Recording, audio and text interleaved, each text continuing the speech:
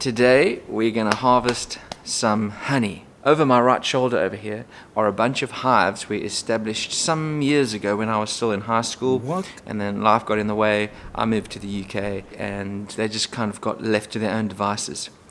They're still going really, really strong. And today we're going to crack open a few. We're going to try and rob some honey and replace some boxes and kind of do the beekeeper thing. So very exciting, very, very exciting. It's been a long time coming.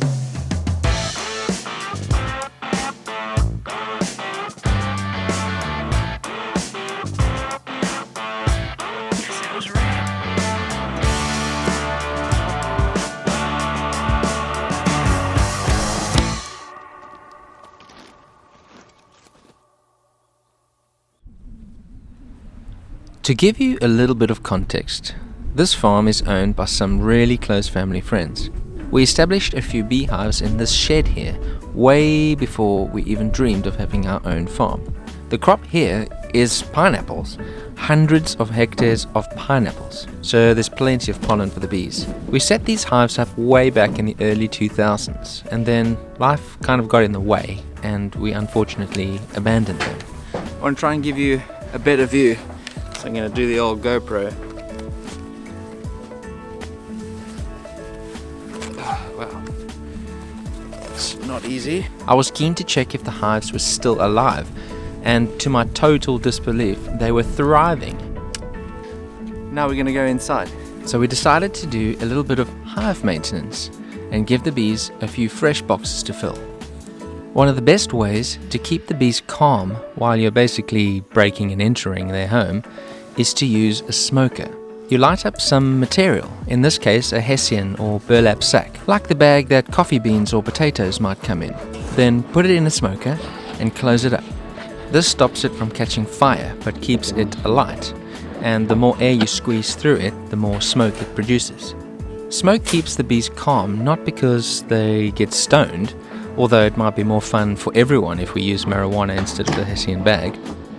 But when the bees sense the smoke, they interpret it as a natural wildfire, and they start to gorge themselves on honey to protect their food resource. And just like us, when we eat too much, we get sleepy. The bees get lethargic and therefore less aggressive. Look at that, I just want to eat it. You have to be careful not to use too much smoke, as this can make the bees sick, and they actually start regurgitating the honey, rendering the whole exercise pointless. That's him. These hives haven't been looked after in years, so they were absolutely stuck together. Not with honey, as you might think, but with propolis, something else the bees produce, a black sticky substance that kind of looks and behaves like tar. These hives are based on the Langstroth beehive design. There are a few layers to a Langstroth hive. At the bottom is the bottom board, where the bees land and enter the hive. Above that is the brood chamber, or the brood box, with 10 vertically hung frames for the bees to make babies in. Then there's a wire layer called a queen excluder, which prevents the queen from moving up into the box called a super. This is where the honey production happens, also with 10 vertically hung frames.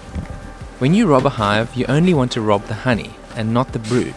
This is why we separate the hive into two areas, the brood and the honey supers. Whoa.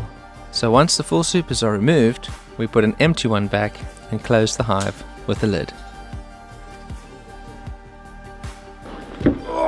Where are we going? The supers, when full, can easily weigh 10 to 15 kilograms. So, loaded up with our golden cargo, we needed to get all these supers back to the farm for processing. This, oddly, the most risky part of the process. Not from a danger perspective, but rather it's the one time the honey could be lost or contaminated. It's never ideal having heavy honey frames bouncing around on the back of a pickup truck. There were still a few bees lurking around the boxes, so a last bit of smoke to discourage them from sticking around. Pretty successful, I think, from some beehives that haven't been looked after for, well, since 2010 basically. No, 2007. long time, years. That's basically it. Now we're just going to transport this back to HQ and get the frames out, clean them up, and actually try and get some honey out of these frames.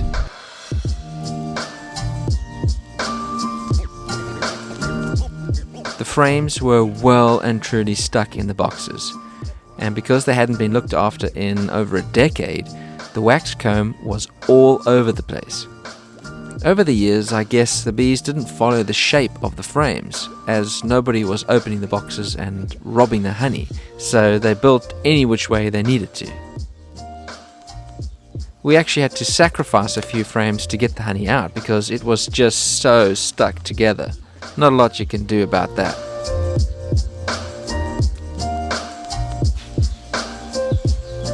We continued extracting the frames and loading all the wax and honey into a stainless steel container. This is not the correct way. Perhaps one day I'll be able to process it with a honey spinner. The frames we could save, we saved. And then we went full medieval and hand crushed all the wax comb and honey together. The only way to go from here is to warm the honey up to get it flowing. Our method of placing it in a hot bath is what all the pros do. This warms the honey gently and allows it to flow more easily. Then it goes through a set of different size strainers until you're left with beautiful, clean, smooth honey.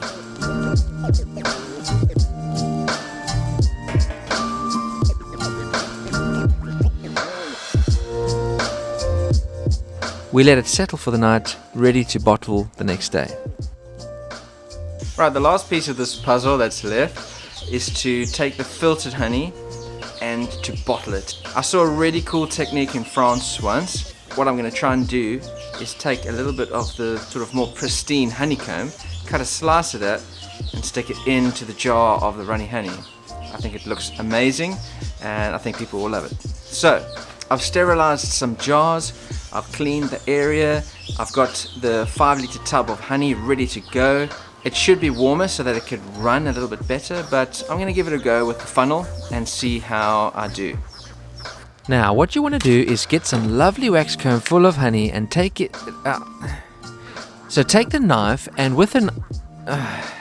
what you want to do is cut the honeycomb with a knife and just keep cutting it. Just keep cutting the honey. Use the knife to... never mind.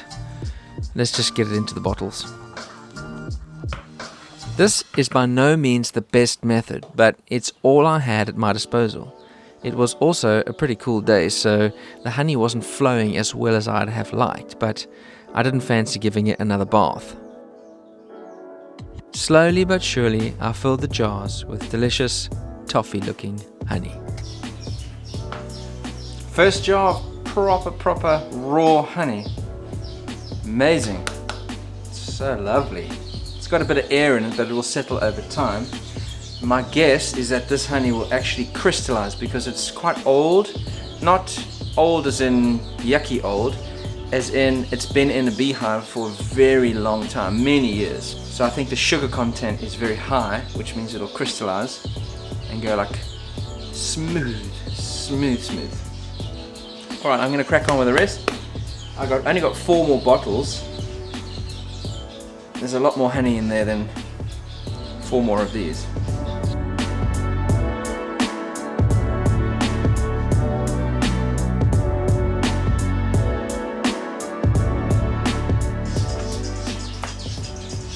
Lovely. Now, I just want to say, I do know that this is not the way that you do this properly. I do understand that. This is a real hack and bash. We are not set up to keep bees and to do this on any kind of scale. This is just for home use, for private use. We're not selling anything, but I thought it would be enjoyable for you guys to come along and see kind of the bare basics of what goes into robbing a beehive to get some delicious honey. Thanks for watching. I hope you enjoyed that. I hope you learned something about bees. Bees are amazing. Bees are awesome. I love them. I want to do more of it. I hope this has encouraged you to maybe keep a little beehive at the bottom of your garden or something, and maybe once or twice a year get a few jars of honey out of it. Maybe give some to your friends if you can work a little bit nicer than what I have here. I'd like to get a bit better set up for it and do more of this. Definitely want to do more of this. I'm gonna go and spread this on some toast now and start editing this video. So I'll see you on the next one.